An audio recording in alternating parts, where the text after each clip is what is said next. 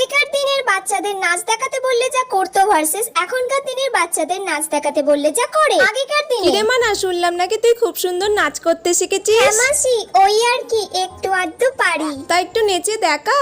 ঠিক আছে, নিচে দেখাচ্ছি, দাঁড়াও। ফুলে ফুলে ঢোলে ঢোলে বহে কি বা মৃদুবাই। বা বাবা, খুব সুন্দর হয়েছে রে।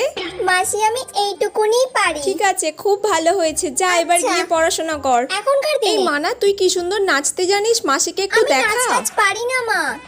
যেমন পারিস তেমনই কর। দূর বাবা, দূর বাবা, আমি কি জোকার নাকি যে সবার সামনে এরকম ভাবে নাচবো?